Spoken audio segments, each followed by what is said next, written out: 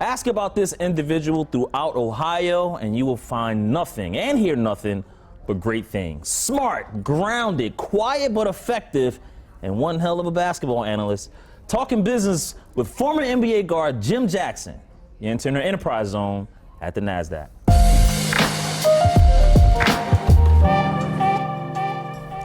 Hello everyone, this is Jabari Young, Forbes senior writer here at the Nasdaq, and I'm joined by former NBA guard Jim Jackson. You might remember this guy, 1992 NBA Draft, 4th overall pick with the Dallas Mavericks, Ohio State legend, now sports commentator, also in a real estate firm. Jim Jackson, man, thank you so much for joining the show. No, thank you for having me. I appreciate it. Thanks for the kind introduction. Now, you can go back through Ohio. I'm sure some people there might have something different to say. Nah, man, they gonna say nothing but good things about you. No, it's all good. I appreciate it. Yeah. Is this your first time at the Nasdaq? A long time ago, early in my career, I came with a gentleman, and we were on the actual trading floor. Okay. So this was probably early 90s. Nice. When I came in, I was still young, kind of looking around. Yeah. Bright-eyed, starry-eyed, like, man, that's when you had papers, people writing down trades and doing everything like that. So it's surreal, right? Man? It's different. You know, technology, of course, has changed how Nasdaq operates and the floor operates. But back then, you saw movies before about how hectic it was. Now, I'm not saying it was that crazy, but you got to sense and feel the people and the passion.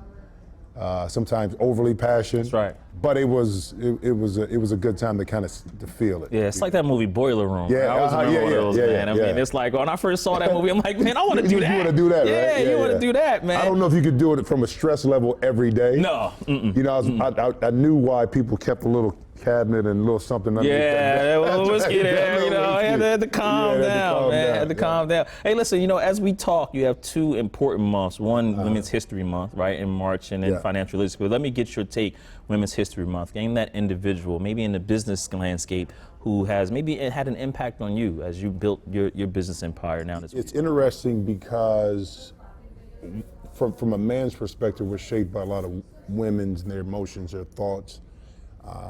My mother, simple, secretary, went to work. Yeah, Sandra, name, right? Yeah, Sandra Jackson. Vicki Lawshy, who was my mentor's wife in Toledo, Ohio. Linda Culp, another mentor's wife. Pete. So the strong black men that I grew up with had strong black women. So I got a chance to see it not just inside of my family, but from a day-to-day interaction of kind of who they were, what they did, and how they handled their business, how they raised their family. And to me, they didn't have to be entrepreneurial successful to be successful. They were successful in what they did. So they kind of showed me kind of when you eventually get to the point where you mature and get you a wife, and exactly what a real woman is. Yeah. And I saw that growing up. Yeah, man. I mean, my aunt is the same way, man. If they taught me how to cook and clean, exactly. Like, you know, and I have a daughter, I'm like, you know, it teaches you to love better when you have a girl. So you got a boy? Do you have a boy? I have a girl. Okay, so with the girl, how old is she? She's 11. Yeah. Going on 18. Going on 18. Like. Now she's about to get into the boy phase and everything like that. Yeah. One thing I found about being a father, I got a 32-year-old son, of course. Now I got a 6-year-old. But what I've learned being an older father is the ability to listen. Yeah. Because a lot of times I'm 54, you go through a lot, you know a lot, got a lot of knowledge.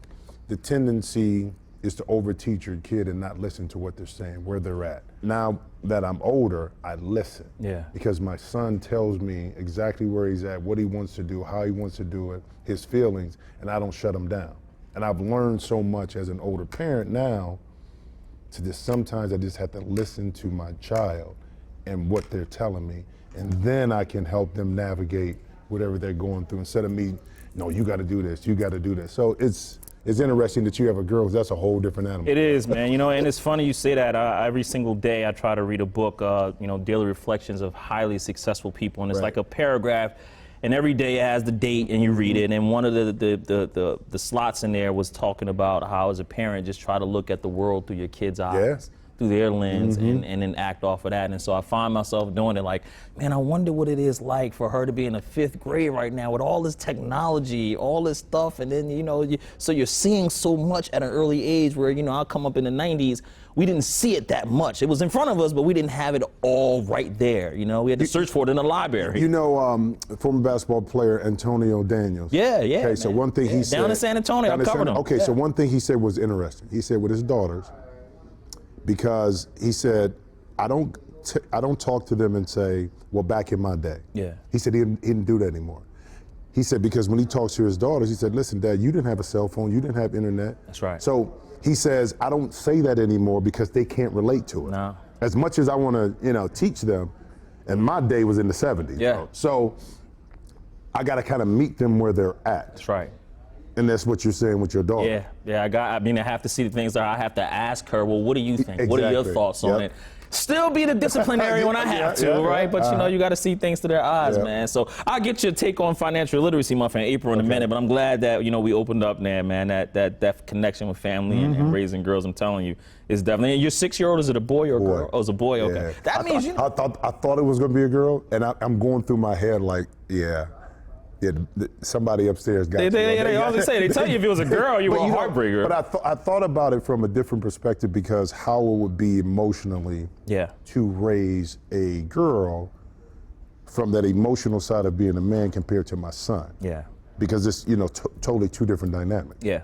I love my son, but I love him a lot different than like my niece I helped raise. It was a whole different thing. When she was out the house, I worried a lot more. That's right. Where she's at, who she's with, what her friend. With my son, I'm like, he'd be all right. He'll figure it out. That's right, yeah. And I just imagine having a daughter and what that would be like. Yeah, I mean, listen, my uncle always taught me, you're the first man that she's ever going to love. So make sure you set a good example. Right. So I kind of live by that every day. But right, man, before we talk business, I got to get your take, on some NBA stuff, right? Because the other night I was watching the Celtics and I was watching the Thunder game. Right. And man, Shai Gilgeous-Alexander, I think that's my favorite player right now. I mean, that dude is just something. I love the fact that he utilizes something that I think the NBA's forgotten about, and that's the mid-range. He utilized the mid-range so well, and it's so smooth, and that's like a very good shot. People forgot all about it. Well, it's because analytics says that in the sport of basketball that it's not a high percentage shot, because the way they look at it is like if you're shooting 35, 38% from three, it's almost like you're shooting 50% from two. Yeah. And so it's either a three-point shot or a layup. But if you watch basketball, and they say it's a copycat league, right? But Golden State played different than Denver. Denver played different than Boston. Boston played. So even though we're in this three-point shooting world, our last three champions all had a different style of play. Denver didn't utilize the three-point line the way that Boston did or Golden State did. Yeah. But they figured out a way to win. The two-point shot, if you watch it, it either keeps you in the game, allows you to extend the lead, or you can come back when other teams miss. That's right. So you utilize that part of them. When Golden State played, I think it was Milwaukee, and Milwaukee won, the last 2 or 3 minutes was a lot of two-point shots. It wasn't threes. Yeah. So, and when Golden State was winning too, a lot of it was layups. So, it just depends. But Shai, the thing about Shai that I love, he's kind of like Jokic and he's like Luka. They all don't rely on athleticism. No. And you're IQ. not IQ, but you're not.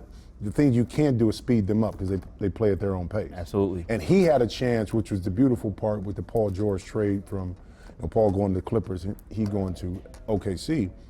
He was able to go through those learning moments of how to close out games, how to be a leader by going through the process. Him being at the Clippers, say with a Kawhi and Paul, whatever, he wouldn't be able to be in those situations consistently to kind of see the player that we see today. Yeah. And that's what makes him special, man. Yeah. And they got a great team where everybody understands and plays their role. Yeah.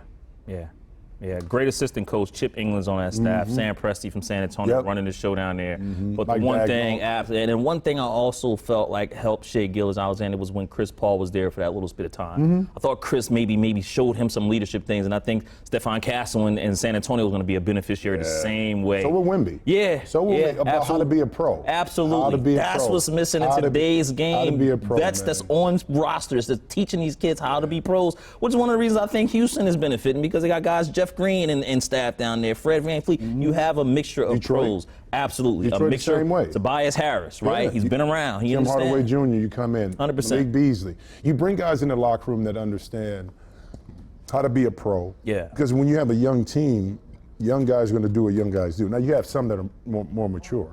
than others. I think Cade Cunningham was more mature rookie coming in, but you still need a veteran presence that understands what it means to be a pro and go through some of the challenging ups and downs of the NBA. Because you come in with this idea that I'm gonna help turn our team and program around immediately. Well, a lot of times it's a lot of moving parts with that, and understanding how to navigate through a long season.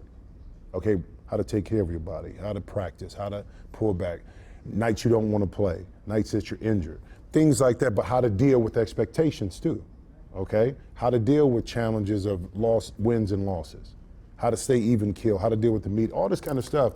Some veterans, that's why Udonis Haslem was so, I think, integral to the success of Miami. Yes, he didn't play a lot, but he was a voice in the locker room where the coach didn't always have to come in. That's right.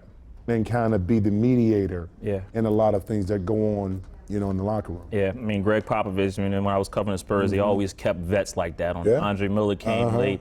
Sue Butler, God bless his life. He wanted those guys around that understood how to do it, because you had a whole bunch of young guys who were just looking up to him. And now that you know how to work and how to be a pro, man, I think it definitely rubs off. What's Jim Jackson like in business, man? Because I pulled up this article from the Toledo Blade back in 2004, and it was your friend, Pete Cope, who said, Jim doesn't try to be the smartest person in the world. He knows how to recognize talent, coordinate talent, and he knows how to lead, right? That's what your longtime friend said about you in 2004. How do you lead, and what do you like in business? Well, first of all, if I'm the smartest guy in the room, we got problems. Nah, it depends on the subject, because if we're talking basketball. Well, yeah, I mean, it's all relative, and I say that is that you surround yourself with people that know the business or the business that you're going in a lot better, and you lean into that. Now, I do my research, I learn, I understand, especially from a real estate perspective, but I like to be in a room full of people that have a different skill set than mine that can complement. Yeah. And I think that's the important part. It's like building a team, man. I think when you're in professional sports, especially a team sport, you get that. In an individual sport like golf and track and wrestling and boxing, you got to depend on yourself. Even though you have a team that trains you, but when you go to perform, it's you. That's right. As a basketball player, I'm leaning into 4, 5, 6, 7 other guys to help me achieve success. And it's no different when you have, from a real estate or business-wise. Why wouldn't you want the best around you that provide a different dynamic outlook, point of view that help you succeed?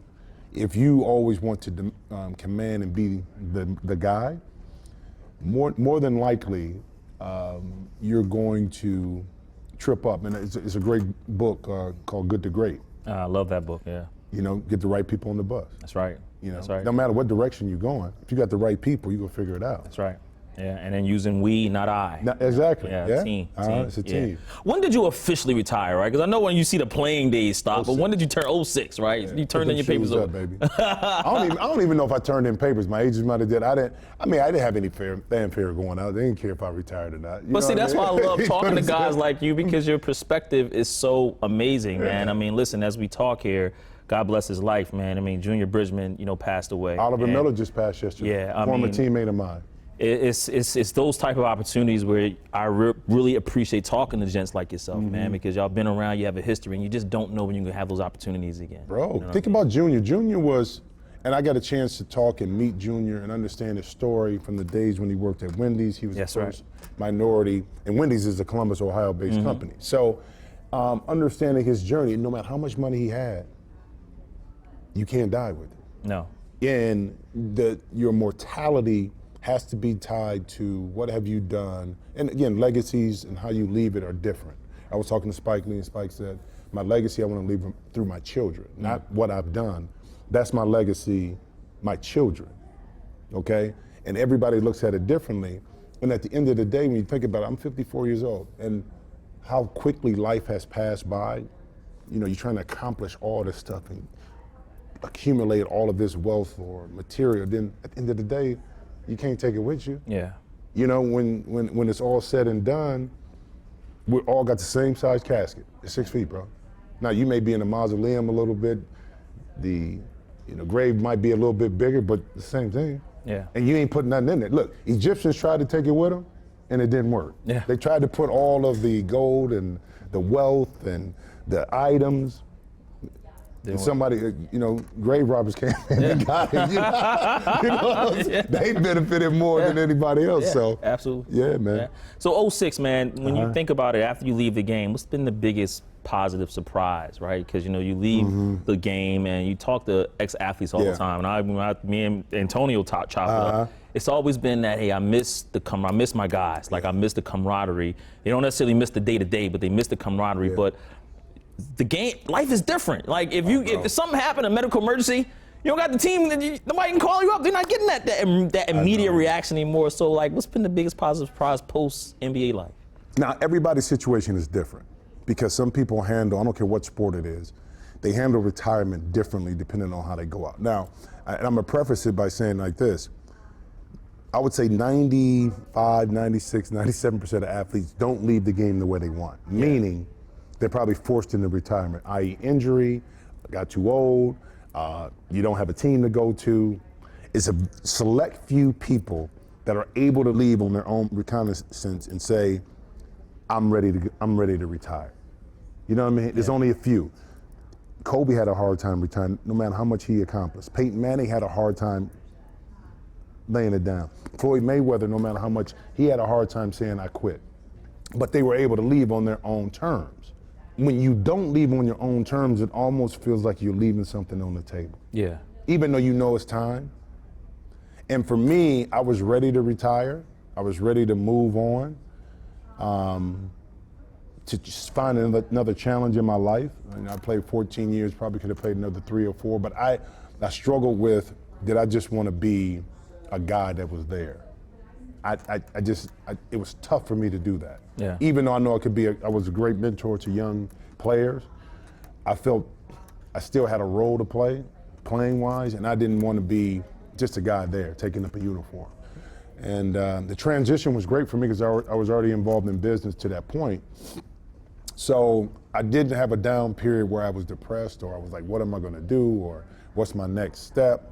I enjoyed my year off, and then fortunately I went right into broadcasting, in 2007. Yeah, so that smooth transition, was it positive? And you surprised that was so positive, or was it? No, I was ready. I had to start transitioning for my retirement probably subconsciously a long time ago. Yeah. When I got into business. Actually, when I tore my ankle up my 3rd year, I'm like, man, this thing can be over with quick. Let me find another passion, another business, something that once I'm done playing, I can transition into and not be in that in-between state, because there's nothing like being in that in-between state as a former athlete. People don't understand this.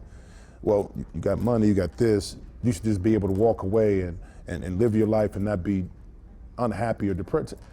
For your whole life, whether it's football, baseball, basketball, whatever it may be, you're accustomed to a certain schedule. Summertime you work out, training camp comes, season starts, you play through, and then take a little break and then rinse and repeat. Then all of a sudden, your career just stops. You're no longer playing. That ritual routine is no longer there. For a lot of people, that's difficult to transition to mentally, okay? And it's just like losing your job if you're working at a factory or wherever 30 years, then all of a sudden it's done. They come in and say, you're no longer wanted. What do you do now? What do you do now? You see what I'm saying? And a lot of people just lean on that you got money, you got this, and that the transition should be easy, but it's more mental, especially if you're not prepared for it, than it is the physical part. Yeah. And fortunately for me, I was prepared mentally to move on, and I didn't have that transition period where I looked at it from a negative. I've enjoyed my year off, you know what I mean? Yeah, absolutely, absolutely. Take me back, man, to that young Jim Jackson from Toledo, Ohio, right? I mean, your dad was a bus driver for the city of Toledo, right? I mean, your mom a corporate secretary again. What's the biggest thing you learned from your parents? Shit, work ethic, bro. Work ethic. I mean, my father had a job all my life, even when I was playing in college. I worked at Dean Witter for 2 years, and I sold furniture at Value City Furniture my junior year before I went to the NBA. So I had a job. I mean, whether it was in the wintertime, shoveling snow, going to neighbors, or going around the neighborhood, raking leaves. I worked at my old grade school in the basement, polishing floors, because I had to study for my SATs and ACT tests. Car dealerships, washing cars. I did all of that. And my parents taught me that even though I was playing basketball, that's cool, but you take care of your business, whether that's at home, you work, and then my father taught me, he said, once you get a paycheck, you're gonna know the difference between what you want and what you need. Yeah. You feel me? Yes. Because that check, you say, well, I worked X amount of hours, I made X amount of dollars, taxes come out, and then it's like, well, man, do I really wanna go buy those shoes, or do I need to save my money to get, and it just taught me a certain level of accountability. Yeah. Okay? They gave me enough leeway when I was younger to make some decisions, but I had to be accountable for my actions. And that's the biggest lesson I took, was that they gave me the tools of decision making, okay? And living with those decisions too, when I made bad ones, on the consequences that come with it. Was the biggest lessons that I learned when I was younger. Yeah, most definitely. As you're going through your adulthood and you understand, and look, I'm pretty good at basketball. What guy are you studying? Like, who's the player that maybe had the biggest impact on you, that you stole his moves? Because I mean, I was trying to be Jordan, right? I realized I wasn't going to be Mike. You sure? Listen, man, I had a fadeaway down, right? I really did, but you realize I wasn't going to get there. But what about yourself, man? Who are you studying? It transitioned though, because when I was younger, I was a big Dr. J fan. I finally got a chance early in my career to meet Doc, and now I have a great relationship with Doc. I can pick him up. OG, what's happening? Happy birthday. But it was Doc. Yeah. Then it transitioned to Magic, because I was a big point guard in high school. So my freshman year, I started point guard. I'm basically the same size almost. Magic, and then of course it was Mike. And all three were uniquely different, that all impacted the game differently, from Julius, from the ABA to the NBA, what he brought. Magic being the first really, outside of Oscar, big guard to do something different. And then there was this anomaly that swooped in called Jordan that kind of had all this other stuff going on. And it wasn't so much patterning the game, it was understanding how they played and how they impacted the game. And they all impacted the game differently. They impacted winning differently. And they all, Doc was smooth, Magic had that big bright smile, and Mike was just a killer. You said, and they all did it different ways. So those were the three that I really looked up to from a professional perspective. Like, that's called being a pro, right? Yeah, absolutely, man. And then you get here in '92, right? And no scrub, 4th overall pick, 1992 by the Mavericks. Again, you went on to play 14 seasons, 12 teams, right? Houston, Atlanta, Miami, a part of it, Portland, up in Philly, right? And the Lakers. And people say, 12 teams. I'm like, man, do you know what it's like to play 12 teams? That means your reputation had to have been golden, because if it's not, you don't get to even see 12 teams. You don't even get a chance to sniff it, but here you are doing that. But the one thing that you got a very interesting business lesson right away, because I called up my OG, Dwayne Price, down in Dallas. Yeah, and I said, man, I got Jim. He's still doing it, man. At 7, he's still doing it. I said, man, I got Jim Jackson. He said, man, Jim Jackson. And I said, yeah. He said, man, I remember I went to Toledo, Ohio, and he held out on the Mavericks, and I went on his dad's bus. Come to find out, he's on the bus. Anyway, he tells me about that holdout, man, and it's interesting. I went back and I looked at it, right? Here you are, you want, right? The offer that was made was $10.8 million, and you felt like that was underpaid, because Shaq went before you. He signed $39.9 million, right? Charlotte Alonzo Mourning, he had $26 million, and then after that, Christian Laettner, $21 million, right? Exactly. And so you wanted some more money. Explain it. It was, at the time, it was market value. Yeah. Okay, I'm the 4th pick. Fonzo Ellis was the 5th pick. I wasn't going to ask more than the 3rd pick, but I wasn't taking less than the 5th. And the reasoning behind Dallas at the time was, we met with them, they had drafted Doug Smith before and Randy White, and in their mind, it didn't work out, and they didn't want to pay a guard. I'm like, listen, it ain't my fault. You don't want to pay a guard what the 4th pick is, just trade the pick. But I'm not coming in for less than what I'm worth. Okay, so I had to go. At that time, people were like, what is he doing?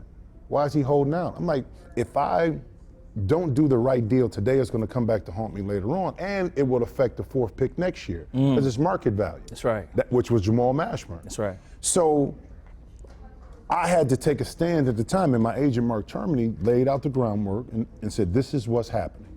You tell me which direction you want to go in. I said, I trust you, but I'm not selling for anything less.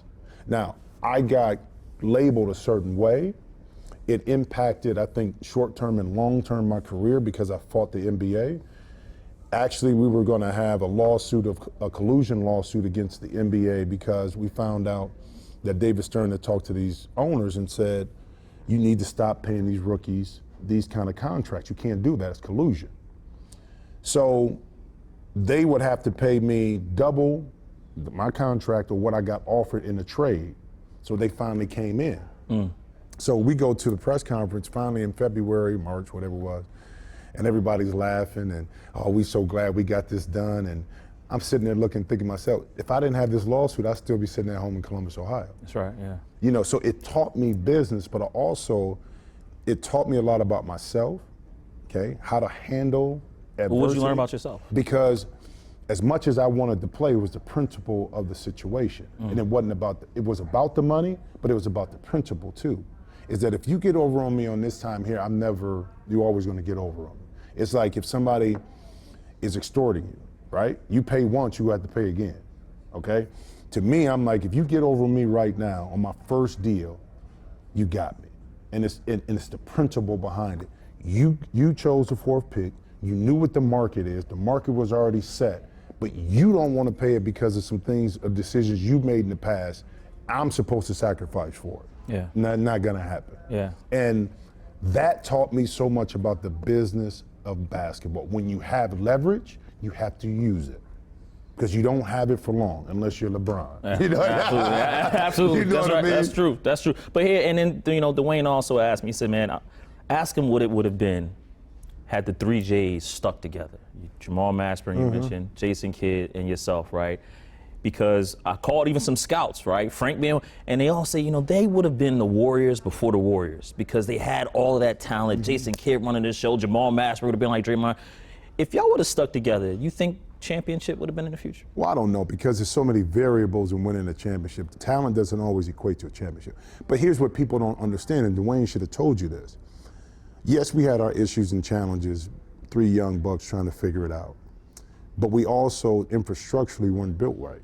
So when I first got there, I was the first one, we already had an interim head coach. Donald Carter was the owner. Next year, they hired Quinn Buckner, first-time coach, Jamal's first year. Next year, they sell the team, okay? David McDavid buys the team. Jay Kidd gets drafted. Next year, they sell the team, another coach. So I had 3 owners, 4 coaches, and 5 years. No continuity. So no continuity, no stability up front in the front office. So how you think the product is going to deal with all of the change? Because you don't have anything that's set in stone. So yeah, as young guys, you needed direction, you needed stability, and we didn't have it as an organization. Hence, Jason, Jamal, and I never played 82 games together. People think that we were together. I got hurt 51 games into my 3rd year. Jamal got hurt the next year. The 5th year, we all got traded. So we never had a full season. People think that we were together 4 or 5 years and playing. No. So we really never had a chance to develop into what could have been something special because of all of these moving parts. And when people tell the story, they only tell one side of it, like, oh, they broke up because Tony Braxton. Man, quit playing. They ain't had nothing to do with it. You know what I mean? Yes. Nothing. Yeah. But that's the sensational part. When you want to dig into the weeds on really what happened and why it didn't work, infrastructure just wasn't set. Well, when you look at businesses, right, maybe it's something that you want to buy. Is continuity a big thing? Like you're looking at the guts of the organization and seeing management, and is continuity a big thing? Oh, it is, because if you have constant change, then you have fluctuation in that business model. The business model itself is going to suffer because it's going to trickle down to your bottom line. That's like if you buy stock. You know, you love the Fortune 500 companies because you know they're stable. Now, every now and then you go gamble a little bit, put a little something to the side and say, just a little bit more volatile stock, I'll look at it, and I'm okay with losing if it does. But if it pops, I'm good. But it's not gonna break my portfolio, okay? But that's a small part of it. But it's just like anything, you know this. You've been around it. You want stability. That doesn't mean that it's always gonna be the best, but you know you're gonna be okay. That's right. In the long run. Yeah. You know where everybody You is. know where you know the everybody is. personalities. You know, Exactly. absolutely. Well, I mean, listen, staying in your portfolio, man. I know you have the real estate, the commercial real estate firm. What else is in there, man? What are you looking at? What else are you interested in? What else is going on? And I usually start the show, the top of it, and ask you about a stock, I know about right? stock. Right. I was gonna ask you. We got so into the Women's History Month that I forgot all about it. But let me get that right from you right now as we're in this portfolio. Any stock in there that's done something for you well? I mean, you always go with the steady Microsofts, Apples, and all that kind of stuff. Ethereum is one, Bitcoin, stuff like that, the production part of it. So you're into crypto? Yeah, well, I'm into it, like, 2%, 3% of the portfolio may be in it, just because it's you want to fight it all you want, okay? You want to fight it all you want, but it's going to happen. Yeah. I read a book 25 years ago, 30 years ago that talked about phasing out paper money, okay? Because that's where we're going from a globalization perspective. If you think about it, it went from credit cards to debit cards, and now everything's on your phone. Guess what? You don't use cash. That's right. During COVID, it actually accelerated the process of eliminating paper money because you didn't take cash anymore. So now coming out of COVID, how many places do you go to that don't accept cash? Yeah. I mean, not too many, but I was at one and then when the machine broke, and I wish I had some cash on me. You wish you had some cash. Yeah. But you think about where we're going. Right. Because this one world currency is what people want to get to.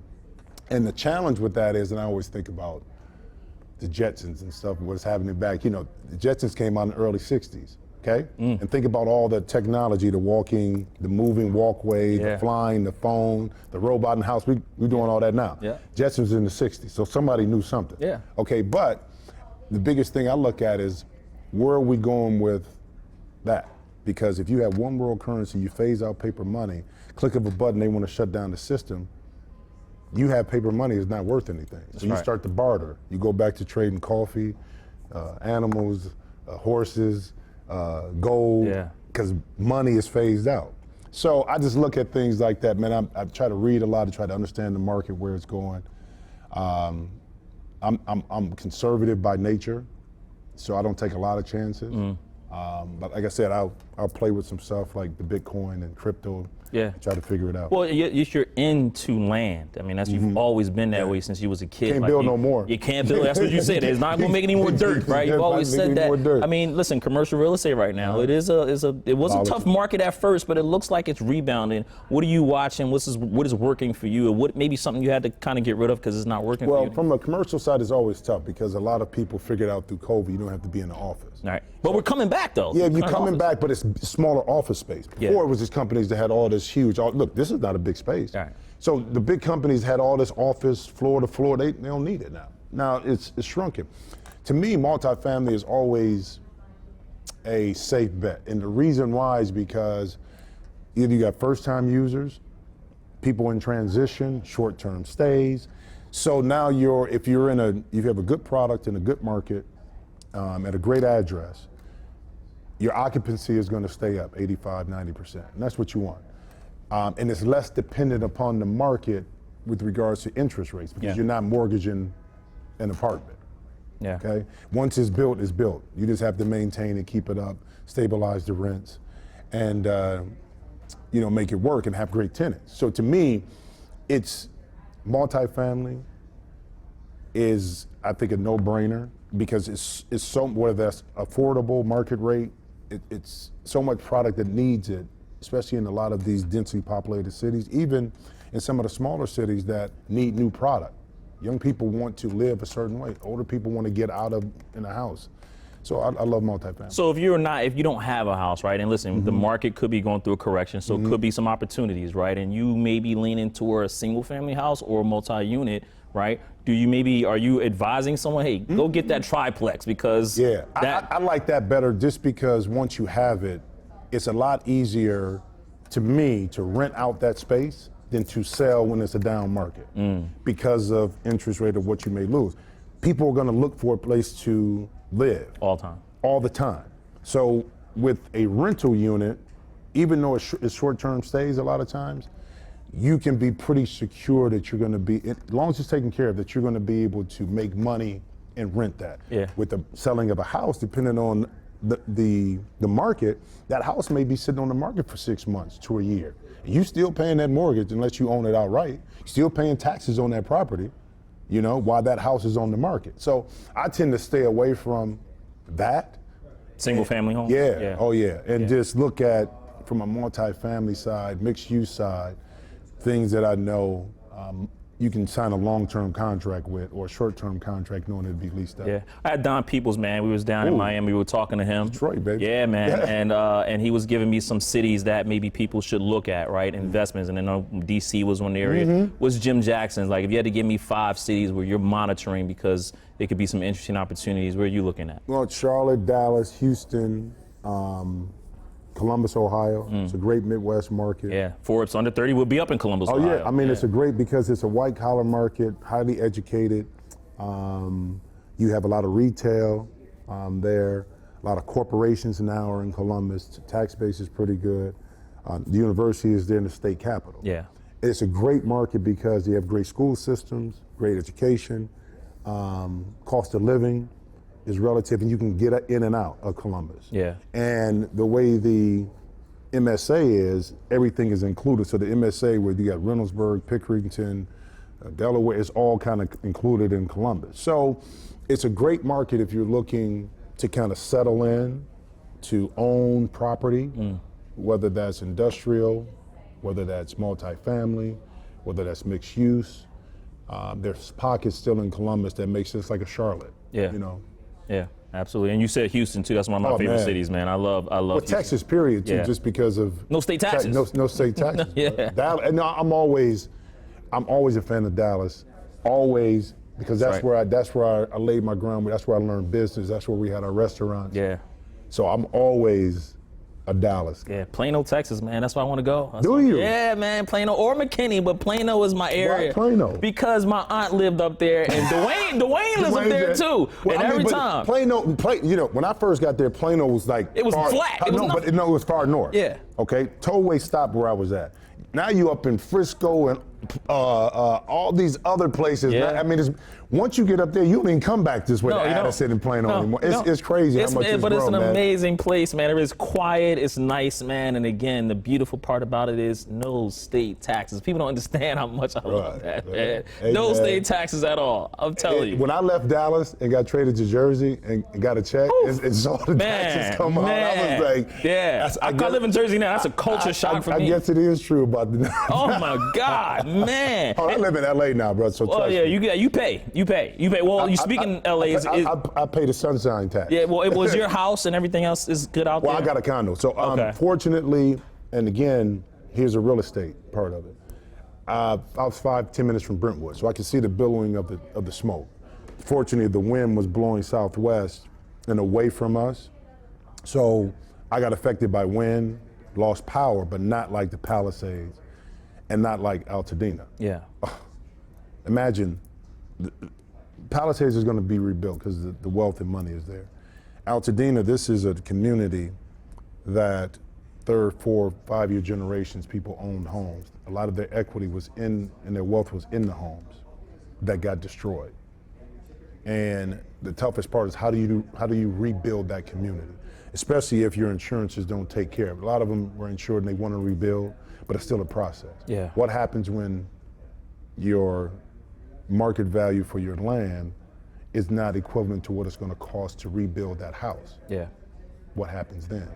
So how lucky, how blessed we are that we didn't get touched, but you just got to feel for the people that have been displaced because of that and lost a lot. And the question is, can they all, or will they want to rebuild? Yeah, and especially there, because I mean, they're going through insurance problems now. Like, no insurance company wants to set up shop there, so even if you rebuild, you know, how do you get your house insured, man? It's very intense stuff. You know, listen, you have a lot of stuff, man, as we wrap up here in your portfolio. I mean, you know, you go back deep in your Toledo days. I mean, I saw it was Jackson's Lounge and Grill. I don't know if you still have that. No, we sold it. We own the property, though. Yeah, the car spa, you still have that one? We sold it. Sold that one. So, I mean, you know, you're in and out. Yeah, you're in and out, right? And so I had Coco Golf, and she said that she wanted her business empire, when she's all said and done, she wanted it to be timeless, right? Jordan Childs, the Olympian, she said that she wanted her business, she wanted it to be eternal, right? Eternity. She wanted it to last. To remember. What is Jim Jackson? When it's all said and done, right? When we're all out of here, what do you want your business empire to be? One word. impactful. Impactful. Why impactful? And it's from this perspective, because we're working on some stuff now in my own neighborhood. And for my kids and their kids, just does it touch and help, support, all that goes into impact, provide opportunity, whether that's physical, mental, economic, for people to say that I can do this too. Yeah. You know, that the small kid from Toledo, Ohio that wanted to do something different, made mistakes, but figured some things out too along the way, and left something impactful back where people can touch, feel it, see it. Oh, yeah. You see what I'm saying? Absolutely. That's what's important to me. Yeah, most definitely, man. Look ahead, some fun stuff, man. Rapid reaction, right? Let's start with the $1 million question, right? I think I know how you made your first. I didn't do it. I think we know how to made your first million, right? In the NBA, right? Yeah. How did you spend your first million? I got my mom in my house. Okay. And Wow. I took care of myself. Don't get me wrong. When I first saw that check, I was like, woo. Yeah. Now, you have to keep in mind, it took me a long time to see that check because I held out. That's right. That's So right. now, but what they don't understand, when I held out, I had my Nike money and my card money, so I was good. I was like, I'm holding out, but I ain't wanting for nothing. Yeah. So I can hold out. But I got my mom in my house. That was the mom. That was it. Yeah. You know, that was the first thing I wanted to do. Yeah, so no regrets then. Oh, Yeah, of course. no. Yeah, yeah. Are you impacted by tariffs at all as we look? Because, you know, that word is like a buzzword now. Well, we tariffs don't. I mean, how's it going to trickle down to goods and services that we get? That's right. That's the question. Yeah. We don't know yet, but you know, when you impose a tariff on imports, does that hike up the price on what we're going to be paying for that specific item? Yes. Okay. So The answer is yes. There go your answer. Yeah, so we you all, are- we yeah, all we all going to be are. affected somehow. Well, or in your some way. business portfolio, because then you have real estate, some materials, Oh, and things like this. so we get affected by gas prices that go up because of transportation. Wow. Because now to transport goods and services to a location costs you. That's right. So it drives up the cost of, you know, that delivery of that particular item, whether that's wood, whether that's steel, whether that's glass, whatever it is, that all goes into the development Yeah, cost. small stuff, man. Small I'm telling you, stuff, small man. stuff. Listen, one teammate or one player that maybe nobody talks about, but you know, was an effective teammate. He was a winner. He's a good person. And I always say that because, again, God bless Junior Brisbane's life. That's what he represented. A good teammate, a leader, a winner, and a good person, and a hell of a businessman. Who would that individual be that no one talks about? I tell you what, I've been Jamal Mashburn. Jamal Mashburn. Yeah, I've been trying to get him, man, because I know he had a whole bunch of Porsche dealerships at one point. He got so much going, and I'm so. His mom was educated right here, you know, in Harlem. His mom was an educator. He was quiet, never talked, but he came on my podcast, and we were able to talk a lot. And I see Jamal, and I know what he's doing. And I wish we were together a lot longer, so I can learn from him. But watching what he's done on and off the court, especially off the court, Yeah. with his career, business-wise, how articulate he is. He goes and speaks. It's phenomenal. Yeah, you got to make that call for me, get him on the show, man. right. Yeah, you got to make that happen. Look around the world, man, right? Look around the world. What country do you invest in right now, right? That's so much potential outside of the U.S. What country do you invest in right now? With this change of administration, man, it's tough, bro. Yeah, It is. See, I love Italy, but the economy is not stable. that's right. You know, that's the problem with Italy. A country, Or a continent. I would say Africa. Africa. Yeah. Yeah, everybody picks Africa. Well, it's just because of the potential. Now, it's the stabilization part of it, though. You know, how stable is the government? And it's tough because when you're not there, like it's so much opportunity. That's what Chinese have invested heavily, Yeah, Belt and Road Initiative, yeah. and everything in Africa because of the minerals and the natural resources that are there. Absolutely. Yeah. You know, they've been doing it for years. British been doing it for years. But the instability of the government also lends itself to speculation. But if I could really be safe and know, Africa would be it. Absolutely, man. No question about it. Yeah, I talk about that all the time about going to invest, but as you say, every country's different over there. Yes. The borders are different. The currency is different. Currency. Yeah, so I'm looking at 2063, maybe to get all online. Is that what you would do? Yes, but again, I'm not there, so I will be nervous because you hear about the transportation. Ground, right? Yeah, like even truckers, they get stopped every state. They got to go through stuff. That holds up imports. It holds up services. And you know what I saw? Even with a good friend of mine, rest his soul, Dikembe Mutombo. Yes. From the Congo, wanted to do, and he opened up his hospital. He's from there, but how difficult it was for him to actually, and he just wanted to do a hospital to help his community and people get health care. How challenging that was for him just to do that. And he's from the Congo. He's putting in his own money. But he had to go through so much to get that done. And you would think that it's a no-brainer. The state doesn't have to pay for it. The government doesn't have to pay for it. You may assist in it, but here's somebody that wants to give back and give health care.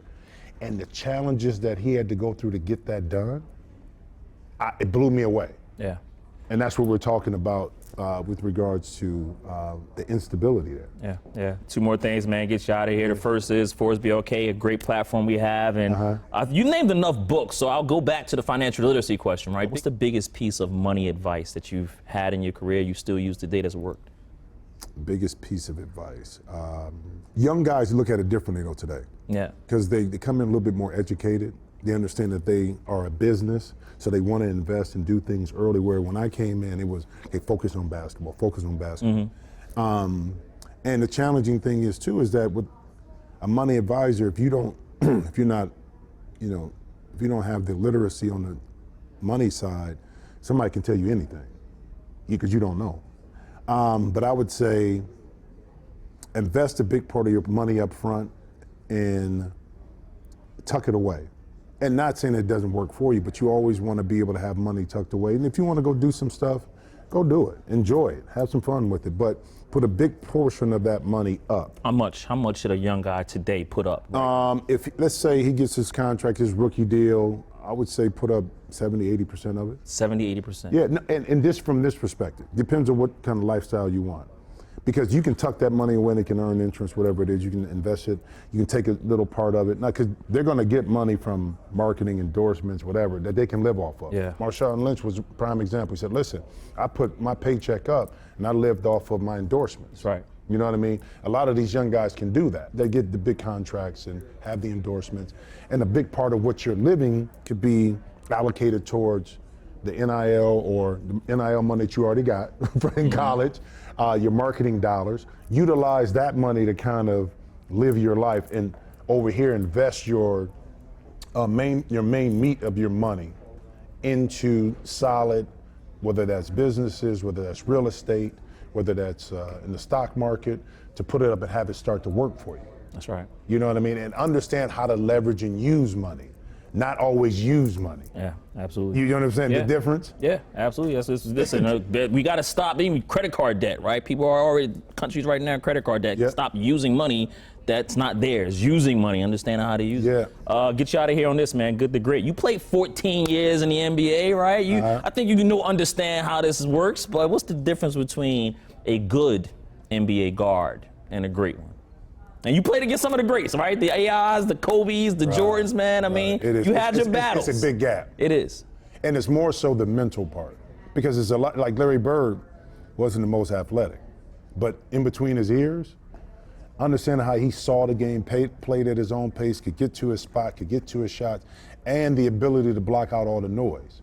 See, there's a lot of great players, a lot of very good players, but the ability to block out the noise and deal with, like Kobe, to be able to, when he was going through his trial, to be able to block it out, come back and still score 40, knowing that your life is in peril over here, meaning something really bad can happen. A lot of players can't block that out. They can't block out if something traumatic is going on in their life, to still be able to come and do their job, okay?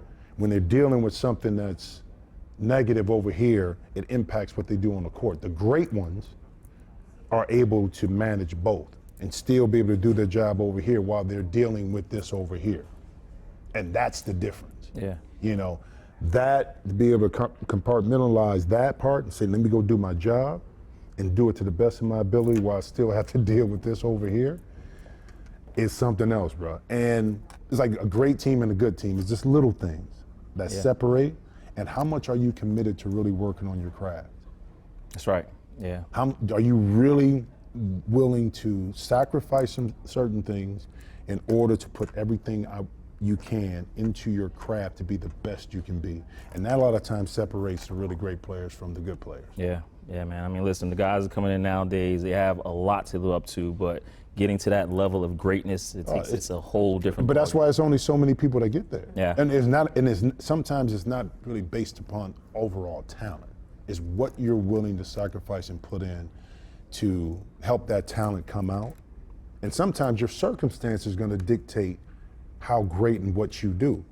You see what I'm saying? My circumstances where I got hurt, so now I wasn't the same player. I was moved around, so I never was able to reach, I think, my full potential as a player.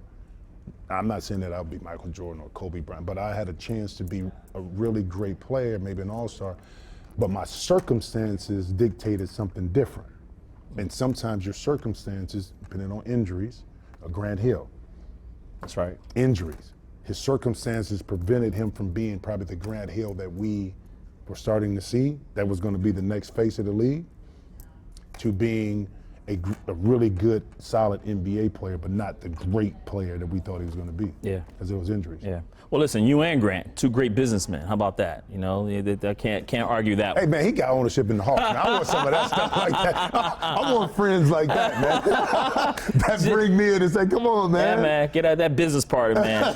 Jim, thank you so much for the time, man. You're probably my longest tenured guest here, man. But, you know, you can't stop a good conversation, man. Especially. I'm glad you had me, man. Yeah, man. This Shout has out been to Frank phenomenal. Ross, right? Yeah, man. Frank Ross, man. They set this up, man. I appreciate the time, Jim Jackson. Thank you so much. A look into Jim Jackson's portfolio. It's a very, very rare look. Legend from Toledo, Ohio. See you next time. Thanks for watching.